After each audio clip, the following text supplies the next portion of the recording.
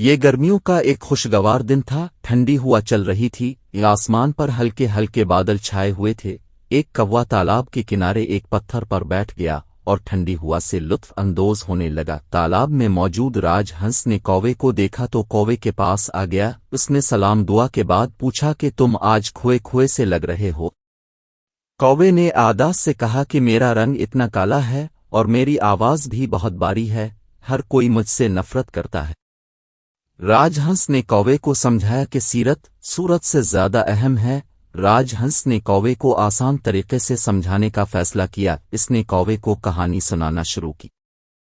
ایک جنگل میں کہیں سے طوطا آ گیا۔ جنگل کے پرندوں نے اس سے پہلے کوئی طوطا نہیں دیکھا تھا۔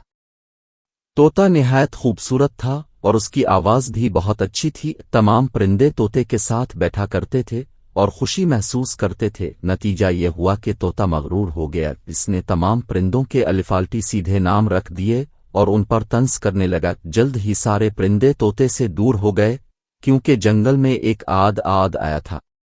وہ خوبصورت ہونے کے ساتھ ساتھ خوبصیرت بھی تھا۔ وہ دوسرے پرندوں کی مدد کر کے خوشی محسوس کرتا تھا۔ آہستہ آہستہ تمام پرندے طوطے سے دور ہو گئے اور آد سے دوستی کر لی۔ اسی وقت گوشی خرگوش لکڑیاں لے کر جاتا ہوا نظر آیا۔ کوے نے کہا، گوشی بھائی کہاں جا رہے ہو؟ گوشی نے کہا، چھت کی مرمت کرنی ہے۔ کوا گوشی کی مدد کرنے اس کے ساتھ چلا گیا۔ کوے کو خوش دیکھ کر راج ہنس اطمینان محسوس کر رہا تھا۔